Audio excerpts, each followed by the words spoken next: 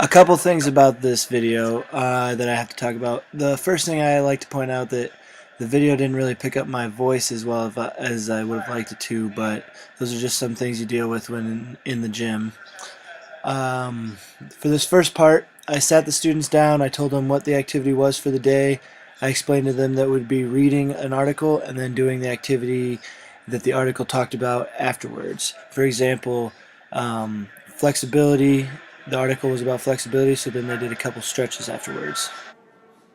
This next section, I stood the kids up, explained to them what group they would be in, and then set them on their way, and they started.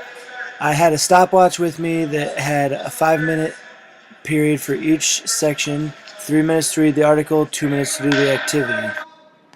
During this next portion, I walked around the gym making sure all the students were taking turns reading the articles and then keeping track of the time and make sure at 3 minutes they switched from reading the article to doing the activity.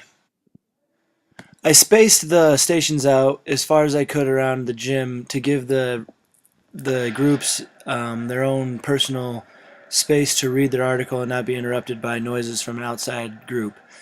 In between groups there's noise, but they're not reading anyway. Otherwise it was pretty quiet considering we were in the gym, and I think it still gave the students a good place to get some reading done and really understand what they're reading. The students are used to doing circuit workouts where they don't get to sit down and rest, so they really enjoyed that part. So there wasn't too much complaining about having to read since this is their PE class and they usually get a break from that. But for the most part, I think the circuits went well and the students enjoyed it.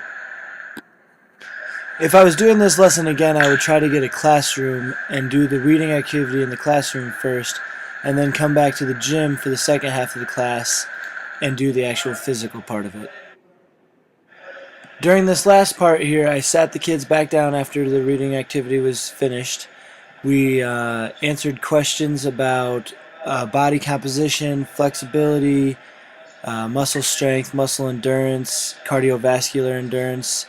The only one of those that the students hadn't talked about before was body composition, so I really asked them a few questions about that, and that was the longest article, and the students got to rest the whole time during that and get to read the article all the way through and make sure they understood it really, because that's the chunk of the information that they hadn't seen before. Overall, I think the students enjoyed the lesson. I enjoyed doing it too. It's always nice to do something new in PE and keeping it fresh. We're always trying to get technology involved, but they forget sometimes about reading aspects and other aspects of schooling.